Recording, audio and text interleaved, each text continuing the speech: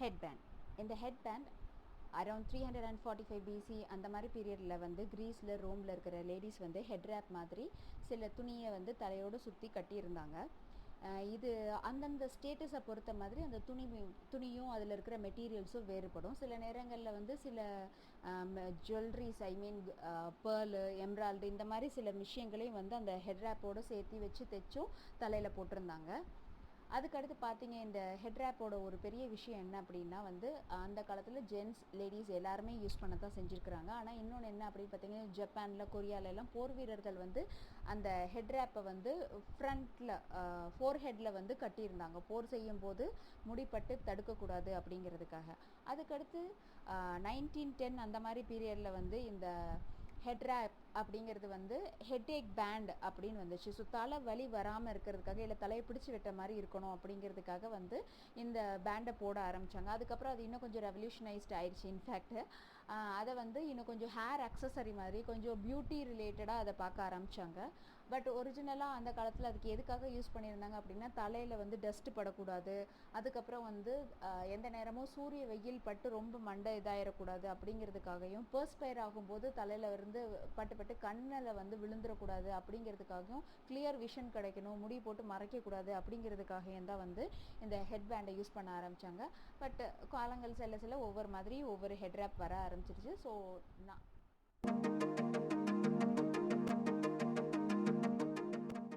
இன்னைக்கு ஒரு ஹெட்பேண்ட் எப்படி தைக்கிறது அப்படிங்கிறத பார்க்கலாம். So you just need only 2 rectangles and 1 elastic.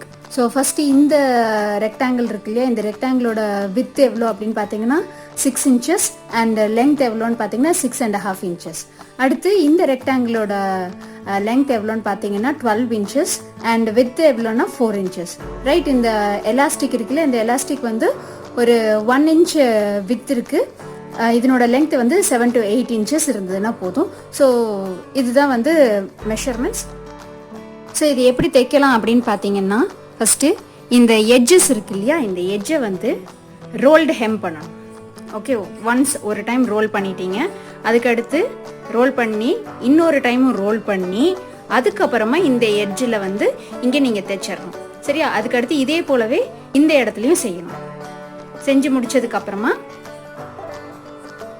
அடுத்த பீஸ்லேயும் அதே போல் ஒன்ஸ் இப்படி ரோல் பண்ணுங்கள், 1/4 inch ரோல் பண்ணிவிட்டு திருப்பி இன்னொரு டைம் ரோல் பண்ணிக்கோங்க. ஸோ இந்த மாதிரி ஹெம் லைனிங் வந்து ஸ்டிச் பண்ணி எடுத்து வச்சுருங்க. 2 சைடுமே, இந்த சைடுக்கும் சரி இந்த சைடுக்கும் சரி நீங்கள் பண்ணி வச்சிடணும். நவ் 6 inches இருக்கிற அந்த பெரிய ரெக்டாங்கிளை இப்போ ஃபஸ்ட்டு ஒரு டைம் ரோல் பண்ணுறேன், அதுக்கடுத்து திரும்பவும் இன்னொரு டைம் ரோல் பண்ணுறேன். ஓகே, ரோல் பண்ணதுக்கப்புறம் இப்போ தைக்கலாம்.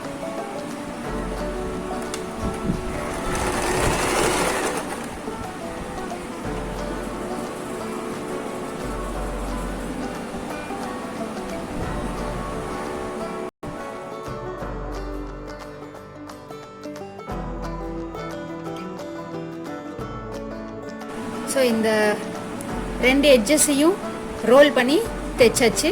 ஸோ இந்த சைடில் இருக்கு இல்லையா, இந்த பிரெத்தில் இருக்குல்ல, அதை வந்து திருப்பியும் ரோல் பண்ணி தைக்கணும். ஓகே, ஸோ இது 4 into 12 inches இருக்கிறது. ஸோ இந்த எட்ஜஸ் எல்லாமே நான் வந்து ஒரு நீட்னஸ்க்காக வேணும் அப்படிங்கிறதுக்காக இந்த ரெக்டாங்கிளை வந்து உள்ளே வந்து வச்சு மடிச்சிருக்கேன். இது தேவையில்லாது இருந்தாலும் ஒரு பார்க்குறதுக்கு இந்த இது வந்து கொஞ்சம் லேஸ் துணி அப்படிங்கிறதுனால கொஞ்சம் நீட்டாக தெரியும் அப்படிங்கிறதுக்காக அப்படி செஞ்சது. அடுத்து இது வந்து பேக் சைடு, இது வந்து ஃப்ரண்ட் சைடு. ஸோ இந்த ஃப்ரண்ட் சைடை வந்து இப்படி வச்சு இந்த சைடில் வந்து ஃபுல்லாக ஒரு டியூப் மாதிரி டியூப் கேசிங் மாதிரி நீங்கள் ஸ்டிச் பண்ணிடலாம். ஓகே, இது மாதிரி ஸ்டிச் பண்ணிவிட்டு எடுத்துகிட்டு வரணும். ஸோ இது ஸ்டிச் பண்ணியாச்சு. அடுத்து இப்போ இதை உள்ளே விட்டு இன்சைட் அவுட் திருப்பணும். 4 பீசஸ்க்கும் சேர்த்து எட்ஜு ஃபுல்லாக தைச்சி வச்சிடணும், 4 எட்ஜஸும். அடுத்து இந்த சின்ன ரெக்டாங்கிள், இது இன்சைட் அவுட் திருப்பி எடுத்தாச்சு, டியூபிங் கிடச்சிருச்சு.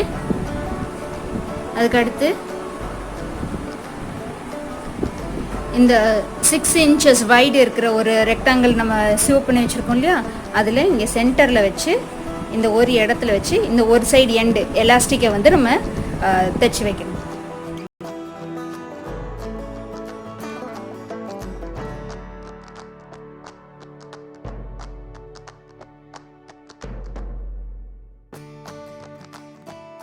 ஸ்டிச் மாதிரி கொடுத்துக்கலாம். பேஸ்டிங் ஸ்டிச்னா வந்து ஸ்டிச் டயரில் வந்து 4க்கு மாற்றிக்கோங்க. நான் என்னோட இதில் வந்து 4 தான் பேஸ்டிங் ஸ்டிச்சுக்கு, ஸோ அதை தான் வச்சுருக்கேன். அதுக்கப்புறம் உங்களுக்கு ஸ்க்ரன்ச்சப் பண்ணுறதுக்கு வசதியாக இருக்கும்.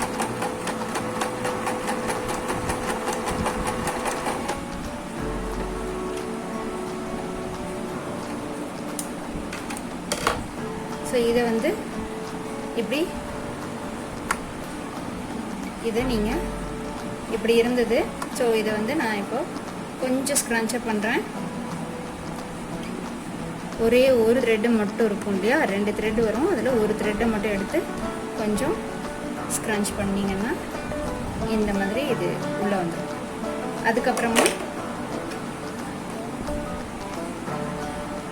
அதுக்கப்புறமா வந்து நீங்கள் இந்த இடத்துல வச்சு எலாஸ்டிக்கை, அதுக்கப்புறம் எலாஸ்டிக்கோட ஒரு சைடு இதில் வச்சு வேஸ்டிங் ஸ்டிச் நார்மல் இதுக்கு மாற்றிக்கோங்க. மாற்றிட்டு இப்போ ஸ்டிச் பண்ணணும்.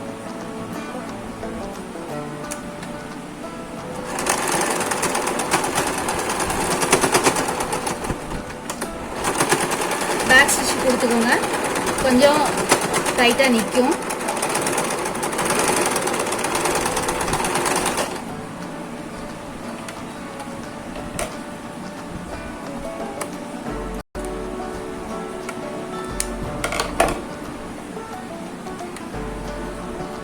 ஸோ இது மாதிரி டைட்டாக நிற்கும்.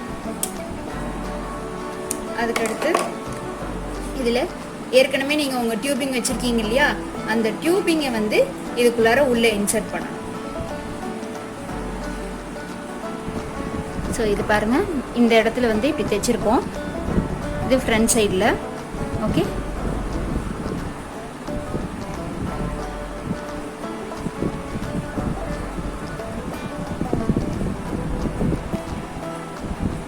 அடுத்து சேஃப்டி பின் யூஸ் பண்ணி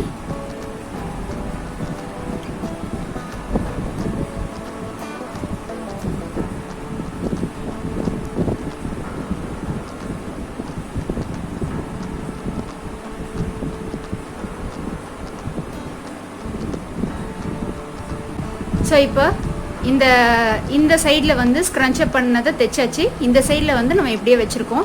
ஸோ என்ன செய்ய போகிறோம்னா அதே பழைய இதுக்கு பண்ண மாதிரி தான் இதில் இருக்கிறத கொஞ்சம் வந்து உள்ளே இதுக்குள்ளார இன்சர்ட் பண்ண போகிறோம். அதுக்கு முன்னாடி சேஃப்டி பின் எடுத்துகிட்டு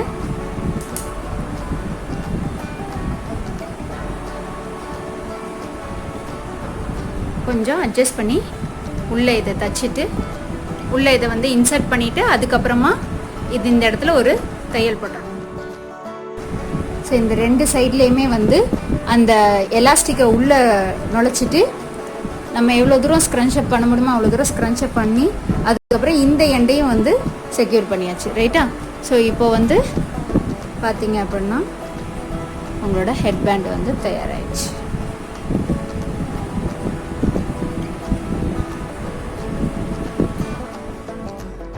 ஸோ பாருங்க,